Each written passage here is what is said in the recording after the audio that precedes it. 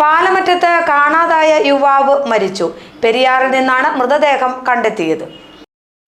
പാലമറ്റത്ത് ഞായറാഴ്ച മുതൽ കാണാതായ ടാപ്പിംഗ് തൊഴിലാളിയുടെ മൃതദേഹം പെരിയാറിൽ കണ്ടെത്തി.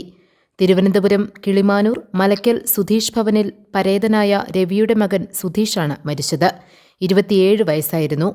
ഒപ്പം മറ്റാരുമുണ്ടായിരുന്നില്ല. ഏതാനും മാസങ്ങളായി പാലമറ്റത്തെ റബ്ബർ തോട്ടത്തിൽ ടാപ്പിംഗ് തൊഴിലാളിയായിരുന്നു സുധീഷ്. കാളക്കടവ് ഭാഗത്ത് വള്ളത്തിൽ പോകുന്നതിനിടെ പെരിയാറിൽ വീണതാകുമെന്നാണ് നിഗമനം. സുധീഷിനെ കാണാതായതായി സുഹൃത്തായ ടാപ്പിംഗ് തൊഴിലാളിയാണ് നാട്ടുകാരെ അറിയിച്ചത്. തുടർന്ന് തെരച്ചിൽ ആരംഭിച്ചു. സുധീഷ് സഞ്ചരിച്ച വള്ളം പെരിയാറിൽ കണ്ടെത്തുകയും ചെയ്തു.